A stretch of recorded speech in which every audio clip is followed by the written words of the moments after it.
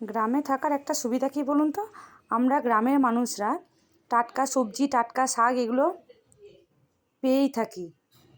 কাল বাবা এসে এই শাকগুলো দিয়ে গেছিলো, তাই ভাবলাম বাড়িতে যখন রান্না করবই তাহলে আপনাদের সাথেও একটু শেয়ার করা যাক যে আমরা কি এই কুমড়ো শাকগুলো রান্না করি। আমি এখানে পোস্ত, সর্ষে আর 4টা কাঁচা লঙ্কা মিক্সিতে বেটে নিয়েছি, আর কুমড়ো শাকগুলো এইভাবে কেটে নিয়েছি। এর সাথে দিয়েছি আলু, বেগুন আর টমেটো। এরপর কড়াইয়ে তেল গরম করে তার মধ্যে 5 ফোড়ন আর শুকনো লঙ্কা ফোড়ন দিয়ে আলুগুলো দিয়ে দিতে হবে। আলুগুলো একটু ভেজে নেওয়ার পর এর উপরে দিতে হবে বেগুনগুলো একটু ভাজা হয়ে গেলে কুমড়ো শাকগুলো দিয়ে একটু নাড়িয়ে নেওয়ার পর বাকি উপকরণগুলো এর সাথে দিতে হবে।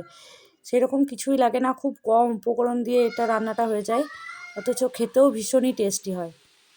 এমন সুন্দর টাটকা শাক পেলে যে কেউ অন্য সব রান্না ফেলে এই শাক দিয়েই ভাত খাবে, এটুকু গ্যারেন্টি দিয়ে বলতে পারি।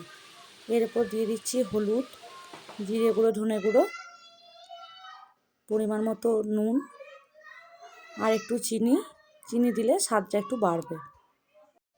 তারপর আবারও একটু ভালো করে নেড়ে নিয়ে সর্ষে বাটাটা এর মধ্যে দিয়ে দেবো।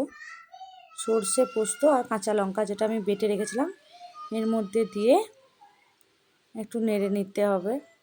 খুব একটা ভাজার দরকার পড়বে না, সর্ষে তো বেশি ভাজলে তেতো হয়ে যায়, ওই জন্য খুব একটা ভাজতে হবে না, একটু ভেজে নিলেই হয়ে যাবে।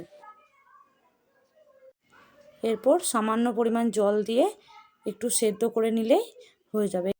যতক্ষণ না জলটা একেবারে শুকিয়ে যাবে ততক্ষণ পর্যন্ত ভালোভাবে নেড়ে নিতে হবে যেন জলটা একেবারে শুকিয়ে যায়। আর নামাবার আগে ওপর থেকে একটু গরম মশলা ছড়িয়ে দিন, তারপরে নামিয়ে নিন আর গরম গরম ভাতের সাথে পরিবেশন করুন। সকলেরই ভীষণই পছন্দ হবে। ভিডিওটি ভালো লাগলে প্লিজ একটা লাইক করে দেবেন আর সাবস্ক্রাইব করে দেবেন। ধন্যবাদ সকলকে, দেখা হচ্ছে পরবর্তী ভিডিওতে।